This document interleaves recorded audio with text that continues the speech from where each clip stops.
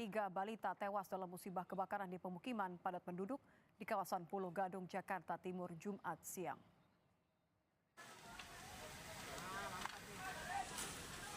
Bisa dipanjangin lagi nggak? Tambah serang, bilang bang, tambah serang. Kobaran api dengan cepat membesar menghanguskan 13 rumah. 3 balita yang sedang tertidur di lantai 2 rumah tewas terjebak karena tidak sempat diselamatkan orang tua dan warga. Bisa dipanjangin lagi nggak? Tambah serang, bilang bang, tambah serang. Awal, awal.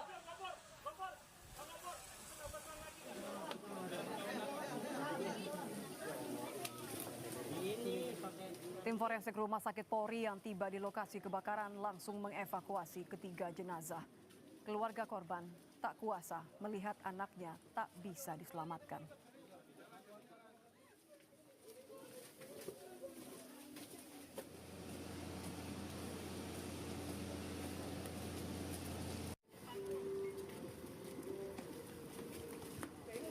Ini kebakaran ini katanya nih yang mengatakan kebakaran. Ini tiga anak kecil semua di bawah 2 tahun. Sampai saat ini belum tahu. Tadi saya bilang masih belajar kebakaran. Pasti ada pula anaknya pul. Bang, kalau bisa tolong. Oke, siap. Udah saya nggak bisa. Udah nggak berani dah. Oh, itu masih di sono. Abang sempat ikut evakuasi juga tadi pada iya, masih dalam. Masuk dalam. Tapi pas sebelah udah rubuh.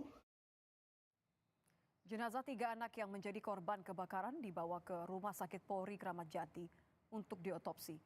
Pihak keluarga mengatakan ibu korban mengunci kamar lantai 2, tempat ketiga balita tidur saat ibu korban sedang pergi mengantar 2 anak lainnya ke sekolah.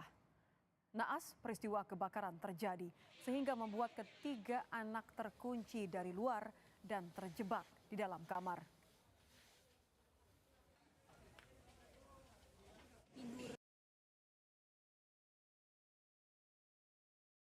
Iya, tertidur karena tidur jadi ibunya ninggal mereka untuk ngantar kakaknya sekolah. Setelah itu kondisi kamarnya dikunci karena kan anak yang terakhir yang bontot itu suka keluar dari kamar. Nah, untuk antisipasi itu ibunya kunci pintu.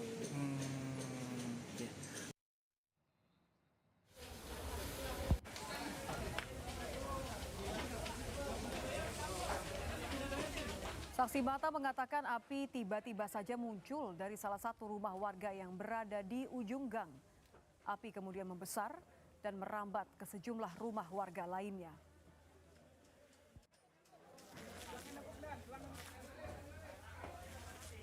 Untuk bangunan yang terbakar itu ada 13 unit rumah. Sebagian adalah kontrakan. Awal daripada kebakaran itu adalah dari listrik ya. Listrik menyambar kompor karena rumah-rumah padat penduduk. Lalu bagaimana hasil olah TKP sementara penyebab kebakaran yang membuat 13 rumah hangus dan 3 balita meninggal? Kita akan tanyakan ke jurnalis Kompas TV, ada Cindy Permadi. Cindy, apa saja hasil olah TKP sementara dan bagaimana peristiwa kebakaran ini terjadi sehingga 13 rumah terbakar dan 3 balita meninggal? Ya, ini yang terbaru, total rumah yang terdampak menjadi 17 rumah. Itu terdiri di 2 RT. Kalau di RT 4 itu ada sekitar 5 rumah, hanya terdampak rusak ringan. Yang paling parah adalah di RT 5, itu ada dari 12 rumah, 10 diantaranya rusak berat. Dan kalau untuk dugaan sementara penyebabnya adalah korsleting listrik yang muncul dari lantai 2 salah satu rumah. Akan langsung ditunjukkan oleh juru kamera Kompas TV Roy Ilman bagaimana situasinya. Jadi ini yang ditunjukkan oleh Roy Ilman, ini adalah salah satu gang, isinya ada 12 rumah. Dihuni oleh yang seluruh warganya kurang lebih masih keluarga. Dan kebakaran terjadi awalnya di rumah yang posisinya kedua dari paling ujung. Nah, di rumah itu dihuni sebenarnya oleh 7 orang, ayah, ibu, dan 5 orang anaknya. Saat kejadian, informasinya sang ayah sedang bekerja, kemudian sang ibunya sedang mengantar 2 anaknya sekolah, dan 3 anaknya yang di lantai 2 sedang tertidur. Dan dugaannya adalah korsleting listrik muncul dari lantai 2 yang dikunci dari luar itu. Dan karena posisinya Anda dapat lihat ini terdiri dari 12 rumah di sebuah gang yang lebarnya mungkin sekitar 1,5 meter di muka gang. Tapi kalau kita masuk ke dalam, kurang lebih panjangnya mungkin sekitar 15 meter ke dalam. gangnya semakin menyempit.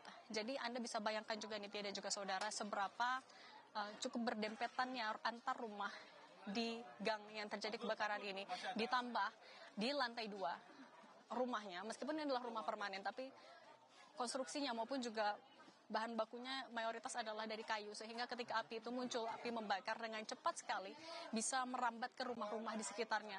Pun juga ada informasi dari warga, ketika kejadian sempat ada angin yang cukup besar, itu yang juga menyebabkan kenapa kemudian api bisa merambat ke rumah yang ada di belakangnya, sehingga total ada 17 rumah yang terdampak, 90 jiwa juga terdampak. Dan saat ini sudah dipasang kalau garis polisi. Kalau sebelumnya mungkin sampai sekitar 1 jam yang lalu garis polisi hanya dipasang di sekitar rumah-rumah yang terdampak saja. Tapi saat ini ditutup total akses menuju gang ini, karena Anda juga dapat lihat kondisinya masih cukup berbahaya apabila ada warga yang keluar masuk. Karena tadi tidak hanya dari petugas, tidak hanya dari korban ataupun juga pemilik rumah yang terdampak, tapi juga banyak warga sekitar yang mau masuk ke dalam, mau melihat bagaimana kondisinya, pun juga mengambil gambar. Sehingga saat ini ditutup total, termasuk juga untuk menunggu tim dari Puslap 4 yang informasinya sedang menuju ke sini untuk mencari tahu penyebab pasti dari kebakaran menyebabkan adanya 3 balita meninggal dunia. Dan Nitya, saya akan mengajak Anda juga untuk dan tadi proses evakuasi sudah dilakukan. Tadi kalau informasinya terjadi pada sekitar 9.40, kemudian juga proses pemadaman tidak memakan waktu cukup lama, hanya sekitar 1 jam yang dilanjutkan dengan proses pendinginan. Karena meskipun ini berada di pemukiman padat penduduk, tapi mobil damkarnya bisa diparkirkan di lokasi yang tidak terlalu jauh dan bisa menarik selang dengan cepat. Itu yang menjadi penyebab untuk pemadaman sendiri juga bisa dilakukan dengan cukup cepat. Saat ini Nitya, saya akan ajak Anda untuk berbincang bersama dengan Pak Jumadi. Pak Jumadi ini adalah kakek dari 3 balita yang menjadi korban ya Pak Jumadi. Pak Jumadi juga kakinya luka ringan ya Pak. Iya. Pak Jumadi, tim Kompas TV mengucapkan bela sungkawa terlebih dahulu. Terima kasih sudah mau menyempatkan waktu untuk Kompas TV. Pak Jumadi, saat kebakaran, informasi yang pertama kali Pak Jumadi ketahui seperti apa Pak? Saya ketahui api sudah membesar, lalu ketiga cucu saya sudah terbakar. Bapak saat itu tidak ada di lokasi berarti ya Pak ya? Iya, tidak ada di lokasi. Ketika dapat informasinya, Bapak langsung menuju ke sini, dan itu api masih besar ya Pak ya? Iya, api sudah membesar. Api masih membesar. Bapak sempat menyelamatkan barang-barang atau juga seperti apa dari cucu Pak Jumadi? Oh, nggak ada yang diselamatkan.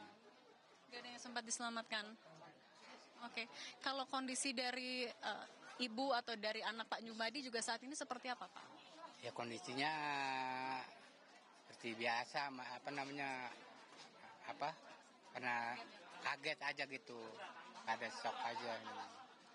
Dan lagi ada di rumah sakit Polri berarti apa ya? Iya, sekarang lagi di rumah Polri. Lagi ada proses apa Pak? Lagi proses otopsi.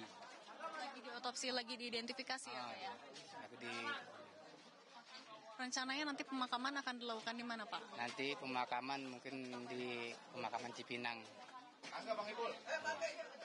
Tapi memang 3 balita cucunya Pak Jumadi memang sebenarnya biasa di rumah ya Pak ya, ketika lagi diantarkan keluarga lagi keluar, balita memang biasanya lagi di rumah. Oh iya, biasa ditinggal. Memang biasa ditinggal. Biasanya ditinggal sebentar, kemudian tinggal membuat ngantar sekolah ibu, ibunya ngantar sekolah kakaknya. Oke. Pak Jumadi, sekali lagi terima kasih dan turut berbela sungkawa Pak Jumadi. Terima kasih sudah menyempatkan waktu untuk Kompas TV. Dan saat ini nih ada 2 opsi lokasi yang disiapkan oleh perangkat desa untuk warga yang terdampak. Pertama adalah di Musola Al-Mujahidin, lokasi dekat sekali, mungkin juga sekitar 10 meter saja dari lokasi, itu bisa untuk di tempat pengungsian sementara. Satu lagi ada di Sekretariat RW 18 yang juga lokasi tidak begitu jauh. Dan lokasi ini bisa dipilih oleh warga di mana mereka mau menetap sementara, dan bantuan juga kami lihat sudah mulai berdatangan dan akan segera disalurkan, mulai dari makanan siap saji, makanan siap konsumsi, kemudian juga peralatan tidur mulai dari selimut dan juga alas tidur. Nitya. Terima kasih jurnalis Kompas TV Cindy Permadi.